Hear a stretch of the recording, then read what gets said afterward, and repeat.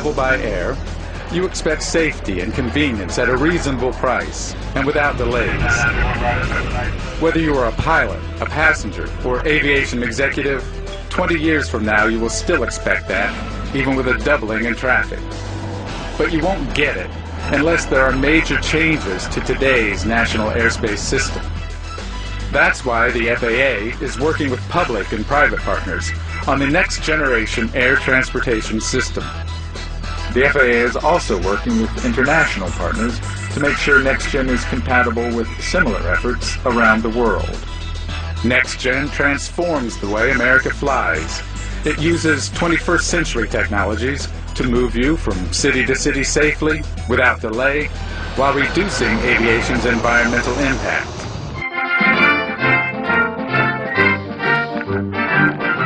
Aviation has outgrown the air traffic infrastructure established 50 years ago when jet engines and radar were new. When the signals hit an object, such as an airplane, it's a ground-based system that's used for navigation, for aircraft positioning. It's labor-intensive. It uses voice for communications, radar for surveillance. NextGen is going to be fundamentally different. Satellites for navigation and aircraft positioning, automatic dependent surveillance broadcast, data communications, greater use of modern information technology. When I think about NextGen, it's kind of back to the future. And I think back to the 1920s, a pilot would load up the passengers, load up the bags, take off when they wanted to take off, fly exactly the route, the altitude, the speed they wanted to fly, land at the destination, have no delay getting to the gate, and never talk to anybody. To a degree, that's what we're trying to do with NextGen. We're trying to facilitate that flight experience, every flight, every day, to the maximum extent possible, while at the same time maneuvering it through a lot of other traffic. Demand for aviation services has never been higher, and it's growing at a phenomenal rate. But the current air traffic system is at its limit. Flying from airport to airport takes longer today than at any time in the past 2 decades because of congestion on the ground and in the sky. Rush hour delays in the system cost the users of the system at least $9 billion per year, and that's only going to grow as we move into the future. Some estimates say that by 2025, delays could cost $22 billion per year. I think the cost, if we do nothing, is really measured in terms of the disruption to the economy, to the traveling public, with increased cancellations, endemic delays, across the country. But it's really the kind of societal impact of not having a reliable air transportation system is the price of doing nothing.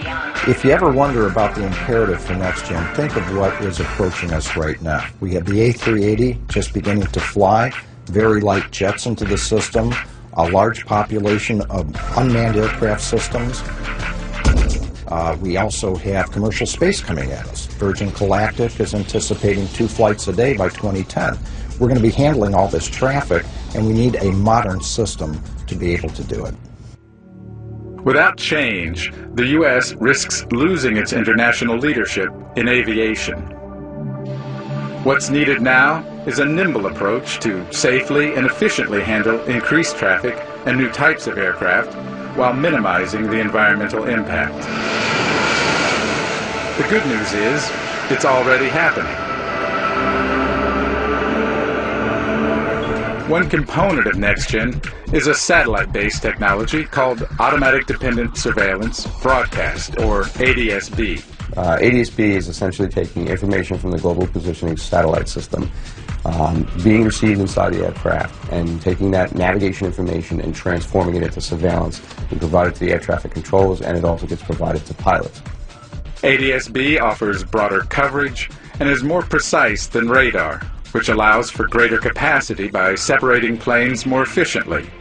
Currently, the FAA has test and demonstration assets up in Alaska where we provide it to the air traffic controllers in Anchorage Center. And also in the lower 48, we have radio stations providing information to pilots where they get the traffic information and weather information in the cockpit. ADS-B is already in use at the UPS hub in Louisville.